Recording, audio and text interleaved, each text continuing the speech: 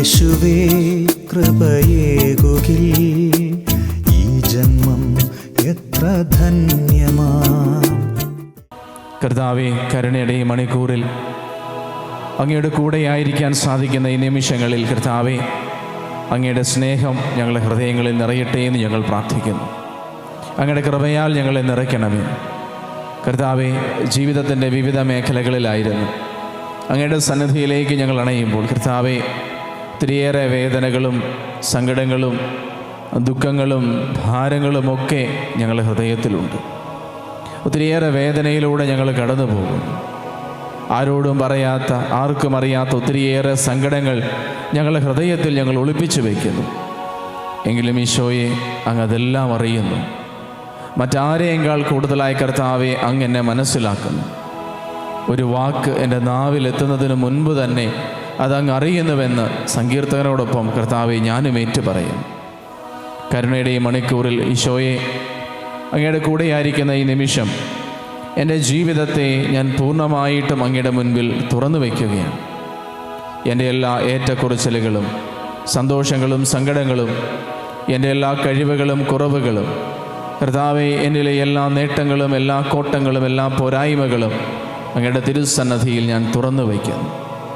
കരുണയുള്ള കർത്താവെ, അങ്ങനെ സ്വീകരിക്കണമേ. അങ്ങയുടെ സ്നേഹം കൊണ്ട് അങ്ങനെ നിറയ്ക്കണമേ. അങ്ങനെ വിശുദ്ധീകരിച്ച് ഏറ്റെടുക്കണമേ. കർത്താവെ, ഈ ഒരു നോമ്പുകാലം അങ്ങ് എനിക്ക് വേണ്ടി കുരിശിൽ മരിച്ചുവെന്ന് ഞാൻ മനസ്സിലാക്കുന്നു. അങ്ങ് എൻ്റെ വേദനകൾ ഏറ്റെടുത്തു. എൻ്റെ പാപങ്ങൾ അങ്ങയുടെ ശരീരത്തിൽ അങ്ങ് വഹിച്ചു. അങ്ങ് എനിക്ക് വേണ്ടി കുരിശിൽ ബലിയായി. അങ്ങയുടെ ആ സ്നേഹത്തിന് മുൻപിൽ ശിരസ്സ് നമിച്ച് ഞാൻ പ്രാർത്ഥിക്കുന്നു. പരിശുദ്ധ പരമ ദിവ്യകാരുണ്യത്തിന് എന്നേരവും ആരാധനയും സ്തുതിയും വീഴ്ചയും ഉണ്ടായിരിക്കട്ടെ. പരിശുദ്ധ പരമ ദിവ്യകാരുണ്യത്തിന് എന്നേരവും ആരാധനയും സ്തുതിയും വീഴ്ചയും ഉണ്ടായിരിക്കട്ടെ. നിത്യസ്തുതിക്ക് യോഗ്യനമായ പരിശുദ്ധ പരമ ദിവ്യകാരുണ്യത്തിന് എന്നേരവും ആരാധനയും സ്തുതിയും വീഴ്ചയും ഉണ്ടായിരിക്കട്ടെ. ഈശോയിൽ പ്രിയപ്പെട്ടവരെ, നമ്മുടെ എല്ലാവരുടെയും ജീവിതത്തിൻ്റെ പല മേഖലകളിൽ നമ്മൾ പലതരത്തിലുള്ള സമ്മർദ്ദങ്ങളിലൂടെ ബുദ്ധിമുട്ടുകളിലൂടെ കടന്നു പോകുന്നു. ചിലപ്പോൾ എന്താണ് ചെയ്യേണ്ടതെന്ന് നമുക്കറിയത്തില്ല. ചിലപ്പോൾ എങ്ങനെ പെരുമാറണം, എന്ത് തീരുമാനമെടുക്കണം, എൻ്റെ ജീവിതത്തിലെ സഹനങ്ങളെ, കഷ്ടപ്പാടുകളെ, പ്രയാസങ്ങളെ അല്ലെങ്കിൽ പാപത്തിൻ്റെ തിന്മയുടെ മേഖലകളെ പോലും എങ്ങനെ നേരിടണമെന്ന് പലപ്പോഴും എനിക്ക് മനസ്സിലാകാതെ പോകും. ഞാൻ എന്തു ചെയ്യും? പലപ്പോഴും ദൈവസന്നിധിയിൽ നിസ്സഹായരായിട്ട് നമ്മൾ നിൽക്കും. കർത്താവേ, ഞാൻ എന്നാ ചെയ്യേണ്ടത്? സങ്കീർത്തകൻ്റെ പുസ്തകം 55-ാം അധ്യായം 22-ാം തിരുവചനത്തിൽ നമ്മൾ വായിക്കുന്നു, നിന്റെ ഭാരം കർത്താവിനെ ഏൽപ്പിക്കുക, അവിടുന്ന് നിന്നെ താങ്ങിക്കൊള്ളും. നീതിമാൻ കുലുങ്ങാൻ അവിടുന്ന് സമ്മതിക്കുകയില്ല. വചനം പറയാണ്, നിന്റെ ഭാരം കർത്താവിനെ ഏൽപ്പിക്കുക, അവിടുന്ന് നിന്നെ താങ്ങിക്കൊള്ളും. നീതിമാൻ കുലുങ്ങാൻ അവിടുന്ന് സമ്മതിക്കുകയില്ല. പ്രിയമുള്ളവരെ, നമ്മൾക്ക് എല്ലാവർക്കും ജീവിതത്തിൽ വേദനകളും സങ്കടങ്ങളും വിഷമങ്ങളും ഒക്കെ ഉണ്ട്. പലതരത്തിലുള്ള പ്രതിസന്ധികളുണ്ട്. ഒരുപക്ഷെ പഠനത്തിൻ്റെ ആയിരിക്കാം, ജോലിയുടെ ആയിരിക്കാം, കുടുംബജീവിതത്തിൻ്റെ ആയിരിക്കാം, വ്യക്തി ജീവിതത്തിൻ്റെ ആയിരിക്കാം. എൻ്റെ എല്ലാ ഭാരങ്ങളും ഞാൻ എന്താ ചെയ്യുന്നത്? മത്തായി 11:28 കർത്താവ് പറയുന്നുണ്ട്, അധ്വാനിക്കുന്നവരും ഭാരം വഹിക്കുന്നവരും എൻ്റെ അടുക്കൽ വരുവിൻ, ഞാൻ നിങ്ങളെ ആശ്വസിപ്പിക്കാം. എൻ്റെ നുകം വഹിക്കാൻ എളുപ്പമുള്ളതും ഭാരം ചുമട് കുറഞ്ഞതുമാണ്. ഈശോയിൽ പ്രിയമുള്ളവരെ, പലപ്പോഴും നമ്മൾ മടിക്കുന്ന, മറന്നു പോകുന്ന, പലപ്പോഴും അറിയാതെ പോകുന്നൊരു കാര്യം ഇതാണ്, എൻ്റെ ഭാരം, എൻ്റെ സ്ട്രഗിൾ, എൻ്റെ വിഷമം ഞാൻ കർത്താവിനെ ഏൽപ്പിക്കണം. ഈ ദിവ്യകാരുണ്യത്തിലേക്ക് നോക്കുമ്പോൾ നമുക്കറിയാം, കർത്താവ് എനിക്ക് വേണ്ടിയിട്ടാണ് ഈ അപ്പത്തിൻ്റെ രൂപത്തിൽ സന്നിഹിതനായിരിക്കുന്നത്. കർത്താവ് എനിക്ക് വേണ്ടിയിട്ടാണ് കുരിശിൽ മരിച്ചത്. എനിക്ക് കൊടുത്തു തീർക്കാൻ പറ്റാത്ത കടം എനിക്ക് വേണ്ടി ഏറ്റെടുത്ത് പാപം ചെയ്യാത്തവൻ പാപിയെപ്പോലെ ശിക്ഷിക്കപ്പെട്ടു. എൻ്റെ കടം വീട്ടുവാൻ വേണ്ടി അവിടുന്ന് കുരിശിൽ മരിച്ചു. എൻ്റെ പാപത്തിന് വേണ്ടി എൻ്റെ കർത്താവ് ബലിയായി. അതുകൊണ്ടാണ് എൻ്റെ കർത്താവിനെ നോക്കി ഞാൻ പറയുന്നത്, അങ്ങാണ് എൻ്റെ രക്ഷകൻ. കർത്താവാണ് എൻ്റെ രക്ഷകൻ. എൻ്റെ രക്ഷകൻ കർത്താവാണെങ്കിൽ എൻ്റെ ജീവിതത്തിൻ്റെ ഓരോ നിമിഷങ്ങളിലും ഓരോ പ്രതിസന്ധികളിലും ഞാൻ കടന്നു പോകുന്ന എന്നെക്കൊണ്ട് താങ്ങാൻ പറ്റാത്ത ഓരോ വേളകളിലും എന്നെ രക്ഷിക്കുന്നതും രക്ഷിക്കേണ്ടതും കർത്താവാണ്. പക്ഷേ പ്രിയമുള്ളവരെ, സങ്കടമെന്ന് പറയട്ടെ, പലപ്പോഴും നമ്മൾ നമ്മുടെ ജീവിതത്തിൻ്റെ പല പ്രതിസന്ധികളിലും കർത്താവിനേക്കാൾ കൂടുതലായിട്ട് മറ്റു പലതിനെയുമാണ് ആശ്രയിക്കുന്നത്. ഒരുപക്ഷെ നമ്മൾ ആശ്രയം വയ്ക്കുന്നത് നമ്മളിൽ തന്നെയായിരിക്കാം. നമ്മുടെ കഴിവ്, നമ്മുടെ അറിവ്, നമ്മുടെ ബുദ്ധി, നമ്മുടെ സാമർഥ്യം, നമ്മുടെ ചിന്താശക്തി, നമ്മുടെ സമ്പാദ്യങ്ങൾ, നമ്മുടെ സ്വത്ത്, നമ്മുടെ സുഹൃത്തുക്കൾ, ഇങ്ങനെ നമ്മളിലും മറ്റു പലതിലുമായ കാര്യങ്ങളിൽ നമ്മൾ ആശ്രയം കണ്ടെത്താൻ ശ്രമിക്കുവാണ്. ഞാൻ കടന്നു പോകുന്നൊരു വിഷമഘട്ടത്തിൽ ഞാൻ പറയുകയാണ്, ഇത് എങ്ങനെ സോൾവ് ചെയ്യണമെന്ന് എനിക്കറിയാം, ഞാൻ ഇതെങ്ങനെ പരിഹരിക്കണമെന്ന് എനിക്കറിയാം, അതുകൊണ്ട് ഞാനൊരു കാര്യം ചെയ്യും, ഞാൻ ഇന്ന കാര്യങ്ങൾ ഈ ഒരു സമയം ചെയ്യും. ജീവിതത്തിൽ നമ്മൾ മുറിവേൽക്കുമ്പോൾ, സങ്കടപ്പെടുമ്പോൾ ഞാൻ വീണ്ടും തീരുമാനിക്കും, ഇതിൽ നിന്ന് ഞാൻ ഈ തീരുമാനമെടുത്ത് എന്നെ തന്നെ രക്ഷിക്കാൻ പരിശ്രമിക്കും. എന്ത് സംഭവിക്കുന്നു? നമ്മൾ ദൈവത്തെ നമ്മുടെ ജീവിതത്തിൽ നിന്ന് നൈസായിട്ട് അകറ്റി നിർത്തുക. നമ്മളെ സൗകര്യപൂർവ്വം കർത്താവിനെ നമ്മുടെ ജീവിതത്തിൽ നിന്ന് മാറ്റിക്കളയുക. എന്നിട്ട് പറയും, കർത്താവല്ല, ഞാൻ തീരുമാനിക്കും എൻ്റെ ജീവിതത്തിലെ പ്രശ്നങ്ങളെ എങ്ങനെ പരിഹരിക്കണമെന്ന്. അതിൻ്റെ ഫലമായി പലപ്പോഴും പ്രിയമുള്ളവരെ, ആദ്യത്തേതിനേക്കാൾ മോശം അവസ്ഥയിലേക്ക് നമ്മൾ വീണു പോകുക. അതുകൊണ്ടാണ് കർത്താവ് പറഞ്ഞത്, കർത്താവിനറിയാം മനുഷ്യരായ നമുക്കെല്ലാവർക്കും ഭാരങ്ങളുണ്ട്, വേദനകളുണ്ട്, സങ്കടങ്ങളുണ്ട്. അതുകൊണ്ട് കർത്താവ് എന്നോട് പറയുന്ന കാര്യം ഇതാണ്, നിൻ്റെ ഭാരം നീ എന്നെ ഏൽപ്പിക്കുക. എന്തിനാണ് നീ നിൻ്റെ ഭാരം സ്വയം നീ മാത്രമായിട്ട് ചുമക്കുന്നത്?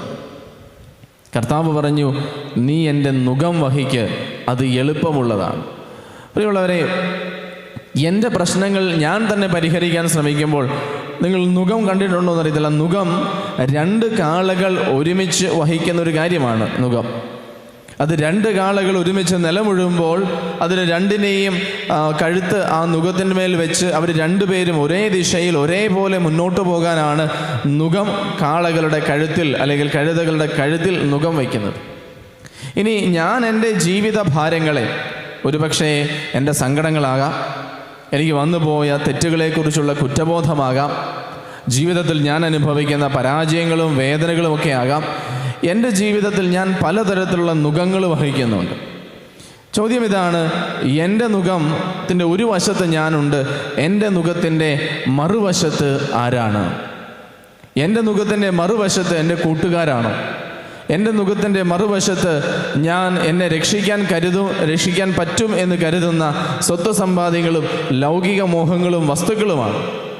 നമുക്കറിയാം, നമ്മുടെ നുകം വഹിക്കാനും നമ്മളെ ജീവിതത്തെ അതിൻ്റെ ഏറ്റവും പരിപൂർണതയിലേക്ക് എത്തിക്കാനും ഇതിനൊന്നിനും സാധിക്കില്ല. എന്നാൽ കർത്താവ് പറയാണ്, നീ ഭാരപ്പെടുമ്പോൾ എൻ്റെ അടുത്ത് വാ, ഞാൻ നിൻ്റെ കൂടെ നുകം വഹിക്കാം.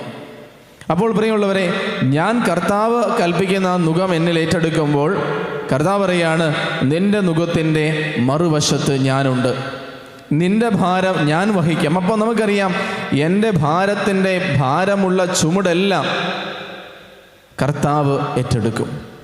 അപ്പോൾ എൻ്റെ ജീവിതത്തിൽ നിവർന്നു നിൽക്കാൻ എനിക്ക് സാധിക്കും. എൻ്റെ പ്രശ്നങ്ങളുടെ നടുവേ ചങ്കുറപ്പോടെ തലയെടുപ്പോടെ നിൽക്കാൻ എനിക്ക് സാധിക്കും. കാരണം എൻ്റെ ഭാരങ്ങൾ, എൻ്റെ ചുമട്, എൻ്റെ അധ്വാനം, എൻ്റെ പ്രതിസന്ധികൾ എന്നെ താഴ്ത്തിക്കളയുന്നില്ല. ഭാരം മൂലം ഞാൻ തളർന്നു പോകുന്നില്ല. കാരണം ഞാൻ ഒറ്റയ്ക്കല്ല. എൻ്റെ കൂടെ എൻ്റെ പ്രതിസന്ധികളിൽ, എൻ്റെ കഷ്ടപ്പാടുകളിൽ, എൻ്റെ വേദനകളിൽ എൻ്റെ ഭാരം വഹിക്കാൻ എൻ്റെ ഈശോ എൻ്റെ കൂടെയുണ്ട്. പക്ഷേ കാര്യം ഇതാണ്, കർത്താവ് എൻ്റെ നുകം വഹിക്കാൻ റെഡിയാണെങ്കിലും ഞാൻ എൻ്റെ ഭാരം കർത്താവിന് കൊടുക്കുമ്പോഴാണ് അത് അവിടുന്ന് എനിക്ക് വേണ്ടി ഏറ്റെടുക്കുന്നത്. 1 പത്രോസ് 5:6 നമ്മൾ വായിക്കുന്നു, നിന്റെ ഉത്കണ്ഠകളെ കർത്താവിനെ ഏൽപ്പിക്കുക, അവിടുന്ന് നിന്റെ കാര്യത്തിൽ ശ്രദ്ധാലുവാണ്. നിന്റെ ഉത്കണ്ഠകളെ കർത്താവിനെ ഏൽപ്പിക്കുക, അവിടുന്ന് നിന്റെ കാര്യത്തിൽ ശ്രദ്ധാലുവാണ്. ഇപ്പോഴും പറഞ്ഞതെന്താ? സങ്കീർത്തകൻ 55:22 നിന്റെ ഭാരം കർത്താവിനെ ഏൽപ്പിക്കുക. നമ്മൾ ഒരാൾക്ക് ഒരു കാര്യം ഏൽപ്പിക്കണമെന്നുണ്ടെങ്കിൽ നമ്മൾ ആ വ്യക്തിക്ക് അനുവാദം കൊടുക്കുവാണ്, അധികാരം കൊടുക്കുവാണ്. ഇപ്പോൾ ഉദാഹരണത്തിന്, ഞാൻ എൻ്റെ കയ്യിലിരിക്കുന്ന മൊബൈൽ ഫോൺ എടുത്ത് മറ്റൊരാളെ ഏൽപ്പിക്കുമ്പോൾ ആ മൊബൈൽ ഫോണിൻ്റെ മേലുള്ള ഉത്തരവാദിത്തം ഞാൻ അയാൾക്ക് വിട്ടുകൊടുക്കുവാണ്. ഞാൻ ആ വ്യക്തിയെ വിശ്വസിക്കുവാണ്. ഈ മൊബൈൽ ഫോണിനെ അതിൻ്റെ ശരിയായ രീതിയിൽ ഉപയോഗിക്കും, കാത്തുകൊള്ളും, കേടുപാട് പറ്റില്ല എന്ന് പറഞ്ഞാണ് എനിക്ക് വിശ്വാസമുള്ള ഒരാളെ, ഞാൻ ട്രസ്റ്റ് ചെയ്യുന്ന ഒരാളെ എൻ്റെ മൊബൈൽ ഫോൺ ഞാൻ ഏൽപ്പിക്കുന്നത്. അപ്പോൾ ആ വ്യക്തി എൻ്റെ മൊബൈൽ ഫോൺ ഏറ്റെടുത്ത് കഴിയുമ്പോൾ എനിക്ക് പിന്നെ ടെൻഷനില്ല. കാരണം ഈ മൊബൈൽ ഫോണിനെ കുറിച്ച് ഞാൻ ആവലാതിപ്പെടേണ്ട കാര്യമില്ല, അതിനെക്കുറിച്ച് വേവലാതിപ്പെടേണ്ട കാര്യമില്ല. ഞാൻ വിശ്വസിക്കുന്ന, ഞാൻ ശരണം വെച്ചിരിക്കുന്ന ആ വ്യക്തിക്ക് ഞാൻ ആ മൊബൈൽ ഫോണിൻ്റെ മേൽ അധികാരം കൊടുത്തു, പെർമിഷൻ കൊടുത്തു. ആ വ്യക്തി അതിനെ നോക്കിക്കൊള്ളും, ഉപയോഗിച്ചുകൊള്ളും. ഇതുപോലെ തന്നെയാണ് നമ്മുടെ ജീവിതത്തിലെ പ്രശ്നങ്ങളും. ഞാൻ പൂർണ്ണ മനസ്സോടെ, ആഗ്രഹത്തോടെ ഞാൻ എൻ്റെ പ്രശ്നങ്ങളെ എടുത്ത് ഈശോയുടെ കയ്യിലേക്ക് കൊടുക്കുമ്പോൾ ആ ദിവ്യകാരുണ്യത്തിൻ്റെ പടത്തിൻ്റെ അടിയിൽ എഴുതിയിരിക്കുന്ന അതേ വാക്കുകൾ, Jesus I trust in you. ഈശോയെ, ഞാൻ അങ്ങിൽ ശരണപ്പെടുന്നു. I trust in you, I believe in you. ഈശോയെ, എനിക്ക് നിന്നെ വിശ്വാസമാണ്, ഞാൻ നിന്നിൽ ആശ്രയിക്കുന്നു, ഞാൻ നിന്നിൽ ശരണപ്പെടുന്നു. എൻ്റെ പ്രശ്നങ്ങളെ കർത്താവെ ഞാൻ നിന്നെ ഏൽപ്പിക്കുകയാണ്. ഇനി മുതൽ എൻ്റെ പ്രശ്നങ്ങൾ കർത്താവ് നോക്കിക്കൊള്ളും. എൻ്റെ പ്രശ്നങ്ങളിൽ, പ്രതിസന്ധികളിൽ, കഷ്ടപ്പാടുകളിൽ, വേദനകളിൽ, പരാജയങ്ങളിൽ, ദുഃഖങ്ങളിൽ, ഞാൻ കടന്നു പോകുന്ന മനസ്സിൻ്റെ വേദനകളിൽ, എൻ്റെ രോഗാവസ്ഥയിൽ, സാമ്പത്തിക ബുദ്ധിമുട്ടുകളിൽ അതിനെ ഏറ്റെടുക്കുന്നതും നോക്കുന്നതും അതിനെ പരിഹരിക്കുന്നതും കർത്താവാണ്. ആ ഒരു ബോധ്യത്തോടെയാണ് ഞാൻ എൻ്റെ എല്ലാ ബുദ്ധിമുട്ടുകളെയും എടുത്ത് കർത്താവിൻ്റെ കയ്യിൽ കൊടുത്തിട്ട് പറഞ്ഞത്, ഈശോയെ, ഞാൻ അങ്ങയിൽ ശരണപ്പെടുന്നു. ഇനി ഞാൻ ടെൻഷൻ അടിക്കേണ്ട കാര്യമില്ല. കാരണം എൻ്റെ ജീവിതം കർത്താവിൻ്റെ കയ്യിൽ ഭദ്രമാണ്, എൻ്റെ കുടുംബം കർത്താവിൻ്റെ കയ്യിൽ ഭദ്രമാണ്, ഞാൻ ഏർപ്പെട്ടിരിക്കുന്ന തൊഴിൽ കർത്താവിൻ്റെ കയ്യിൽ ഭദ്രമാണ്, എൻ്റെ പഠനം കർത്താവിൻ്റെ കയ്യിൽ ഭദ്രമാണ്. കാരണം അതിൻ്റെ മേൽ ഞാൻ കർത്താവിനെ അതെടുത്ത് ഞാൻ കർത്താവിനെ ഏൽപ്പിച്ചു. അതിനെ വേണ്ടതുപോലെ ക്രമപ്പെടുത്തുവാൻ ഞാൻ കർത്താവിന് അനുവാദം കൊടുത്തു. ഈശോയിൽ പ്രിയമുള്ളവർ, ഈ നോമ്പുകാലം നമ്മുടെ ജീവിതത്തിലേക്ക് നമുക്കൊന്ന് ഇറങ്ങിച്ചെന്നിട്ട്, ഞാൻ ഇതുവരെ ഈശോയ്ക്ക് വിട്ടുകൊടുക്കാത്ത ജീവിത മേഖലകൾ, ഈശോയെ കടന്നു വരാൻ അനുവദിക്കാത്ത ജീവിതത്തിൻ്റെ പ്രതിസന്ധികളിലേക്ക് ഈശോയെ വിളിച്ച് അതെടുത്ത് കർത്താവിൻ്റെ കൈ കൊടുക്കാം. കർത്താവേ, ഈ പ്രശ്നം ഞാൻ നിനക്ക് തരുന്നു, ഈ ബുദ്ധിമുട്ട് ഞാൻ നിനക്ക് തരുന്നു, ഞാൻ ഏറ്റെടുക്കാൻ പോകുന്ന ഈ പഠനം നിനക്ക് തരുന്നു, ഞാൻ ചെയ്യാൻ പോകുന്ന ജോലി ഈശോയെ നിനക്ക് തരുന്നു. ഇനി മുതൽ ഞാനല്ല, കർത്താവിനാണ് ഇതിൻ്റെ മേൽ എല്ലാ അധികാരം. അവിടെ ഞാൻ കൊടുത്തതിൻ്റെ മേൽ കർത്താവ് കൃപ വർഷിക്കും. ഞാൻ കൊടുത്തതിൻ്റെ മേൽ കർത്താവ് കൃപ വർഷിക്കും. ഞാനൊരു കഷ്ണം പേപ്പർ എടുത്തിട്ട് ഒരാളുടെ കയ്യിൽ ഒരു പേനയും കൊടുത്തിട്ട് പറയാണ്, ഞാൻ പറയുന്നത് പോലെ മാത്രമേ എഴുതാവൂ എന്ന് പറഞ്ഞാൽ ആ വ്യക്തി ഞാൻ പറയുന്നത് പോലെ മാത്രമായിരിക്കും ആ പേപ്പറിൽ എഴുതുന്നുള്ളൂ. അവിടെ ഞാൻ പറയുന്നതിനപ്പുറം ശരിയുണ്ടെങ്കിലും നല്ലതുണ്ടെങ്കിലും അതിനേക്കാൾ നന്നായിട്ട് ആ പേപ്പറിൽ വരയ്ക്കാൻ പറ്റുമെങ്കിലും ആ വ്യക്തി വരയ്ക്കില്ല. എന്നാൽ ഞാനൊരു പീസ് ഓഫ് പേപ്പർ എടുത്തിട്ട് ഒരു വ്യക്തിയെ കൊടുത്തിട്ട് പറയാണ്, നിന്നെ കൊണ്ട് പറ്റുന്നതിൻ്റെ പരമാവധി ഈ പേപ്പറിനെ മനോഹരമാക്കുക എന്ന് പറഞ്ഞാൽ ആ വ്യക്തിക്ക് എല്ലാ പെർമിഷനും ഉണ്ട് ആ പേപ്പർ കഷ്ണത്തെ ഏറ്റവും മനോഹരമാക്കി തീർക്കാൻ. പ്രിയമുള്ളവരെ, ഈശോയുടെ കയ്യിലേക്ക് ഞാൻ എൻ്റെ ജീവിതത്തിൻ്റെ പ്രതിസന്ധികളെ ഏൽപ്പിക്കുമ്പോൾ ഒരു കാര്യം ശ്രദ്ധിക്കണം. ഞാൻ ആഗ്രഹിക്കുന്നത് പോലെ ചെയ്യാനല്ല കർത്താവിനോട് പറയേണ്ടത്. കർത്താവേ, നീ ആഗ്രഹിക്കുന്നത് പോലെ എൻ്റെ ജീവിതത്തെയും ഞാൻ നിനക്ക് തന്ന പ്രതിസന്ധികളെയും മനോഹരമാക്കണേ എന്ന് പ്രാർത്ഥിക്കണം. ഞാൻ പറയുന്നത് പോലെ ചെയ്യണമെന്ന് ഞാൻ സാക്ഷ്യം പിടിക്കുമ്പോൾ അവിടെ എൻ്റെ ചിന്തകളും എൻ്റെ സങ്കല്പങ്ങളും ഞാൻ ശരിയെന്ന് കരുതുന്നതുമൊക്കെ വളരെ പരിമിതമാണ്. ഏത് നിമിഷം വേണമെങ്കിലും തെറ്റിപ്പോകാം. ഇന്ന് നല്ലതെന്ന് കരുതുന്നത് നാളെ ദോഷമായി ഭവിച്ചേക്കാം. എന്നാൽ ഈശോയുടെ കയ്യിൽ ഞാൻ അതിനെ ഏൽപ്പിക്കുമ്പോൾ അനന്ത നന്മ സ്വരൂപിയായ ദൈവം, എന്നെ സൃഷ്ടിച്ച, എനിക്ക് വേണ്ടി കുരിശിൽ മരിച്ച കർത്താവ് എൻ്റെ ജീവിത പ്രതിസന്ധിയെ, എൻ്റെ ജീവിതത്തെ അതിൻ്റെ ഏറ്റവും മനോഹാരിതയിൽ അനുഗ്രഹിക്കുമെന്ന് എനിക്ക് ഉറപ്പുണ്ട്, വിശ്വാസമുണ്ട്. പ്രിയമുള്ളവരെ, ആ ഒരു ബോധ്യത്തിൽ നമ്മുടെ ജീവിതത്തിൻ്റെ എല്ലാ പ്രതിസന്ധികളെയും കർത്താവിൻ്റെ കരങ്ങളിൽ ഏൽപ്പിച്ച് അവിടുത്തെ കരുണയ്ക്ക് വേണ്ടി ഈ നിമിഷം നമുക്ക് പ്രാർത്ഥിക്കാം. സ്നേഹസ്വരൂപനായ ഈശോയെ, അവിടുത്തെ കരുണയ്ക്ക് വേണ്ടി ഞങ്ങൾ പ്രാർത്ഥിക്കുവാനായിട്ട് ഒരുങ്ങുമ്പോൾ ലോകമാസകലമുള്ള എല്ലാ പാപികളെ അങ്ങേ കരുണക്കടലിൽ ഞങ്ങൾ മുക്കിയെടുക്കുന്നു. കർത്താവെ, അവരെ മാനസാന്തരത്തിലേക്കും ജീവിത വിശുദ്ധിയിലേക്കും അങ്ങ് നയിക്കണമേ. കർത്താവെ, അവിടുത്തെ പരിശുദ്ധ മണവാട്ടിയായ തിരുസഭയെ അങ്ങേക്ക് ഞങ്ങൾ സമർപ്പിക്കുന്നു. കർത്താവെ, തിരുസഭയെ വിശുദ്ധിയിലും വിശ്വാസത്തിലും സ്നേഹത്തിലും ഐക്യത്തിലും സഹോദര്യത്തിലും കാത്തുകൊള്ളണമേ. കർത്താവെ, ഞങ്ങളുടെ കുടുംബങ്ങളെ, കുടുംബ ബന്ധങ്ങളെ, കുടുംബജീവിതങ്ങളെ ഞങ്ങൾ സമർപ്പിക്കുന്നു. ഞങ്ങളുടെ കുടുംബങ്ങളിൽ ദൈവസ്നേഹം നിറയ്ക്കണമേ. ഞങ്ങളുടെ കുടുംബങ്ങളിൽ നിന്ന് രോഗവും ദുഃഖങ്ങളും ദുരിതങ്ങളും അകന്നു പോകട്ടെ. ഞങ്ങളുടെ കുടുംബ ബന്ധങ്ങളിൽ കർത്താവിൻ്റെ കൃപ നിറയട്ടെ എന്ന് ഞങ്ങൾ പ്രാർത്ഥിക്കുന്നു. കർത്താവെ, അങ്ങേ കരങ്ങളിലേക്ക് ഞങ്ങളുടെ ജോലി, ഞങ്ങളുടെ പഠനം, ഞങ്ങളുടെ ഭവനം, ഞങ്ങളുടെ സാമ്പത്തിക മേഖല, ഞങ്ങളുടെ ജീവിതത്തെക്കുറിച്ചുള്ള എല്ലാ പ്ലാനുകളും പദ്ധതികളും സമർപ്പിക്കുന്നു. അവയെ ഏറ്റെടുത്ത് അങ്ങ് പരിശുദ്ധമാക്കണമേ. ഞങ്ങളുടെ പ്രാർത്ഥനകൾ ചോദിച്ചിട്ടുള്ളവരെ, പ്രത്യേകിച്ചും രോഗികളായിട്ടുള്ളവരെ സമർപ്പിക്കുന്നു. വിവിധതരം പരീക്ഷകൾക്ക് വേണ്ടി തയ്യാറെടുക്കുന്നവരെ സമർപ്പിക്കുന്നു. ജീവിത ക്ലേശങ്ങളാൽ വലയുന്നവരെ സമർപ്പിക്കുന്നു. അവരെ അനുഗ്രഹിക്കണമേ. ദൈവത്തിൻ്റെ സന്നിധിയിൽ നമ്മളായിരിക്കുന്നിടങ്ങളിൽ മുട്ടിന്മേലായിരുന്നു കൊണ്ട് കർത്താവിൻ്റെ കരുണയുടെ ആശീർവാദം ഏറ്റെടുക്കാം. കരങ്ങളെ മാറോട് ചേർത്ത് ശിരസ് നമിച്ച് ഈശോയെ ഞാൻ അങ്ങയിൽ ശരണപ്പെടുന്നെന്ന് പ്രാർത്ഥിച്ചുകൊണ്ട് അവിടുത്തെ കരുണയുടെ ആശീർവാദം നമുക്ക് സ്വീകരിക്കാം.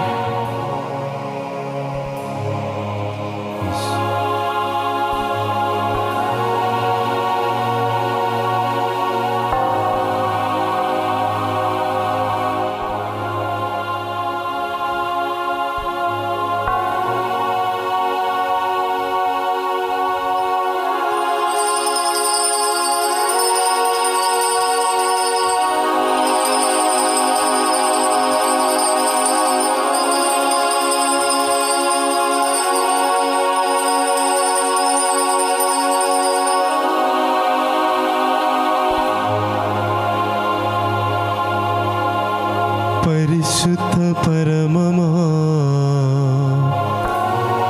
ദിവ്യകാരുണ്യമേ, എന്നുമെന്നും അങ്ങേയ്ക്കാരാധന. പരിശുദ്ധ പരമമാ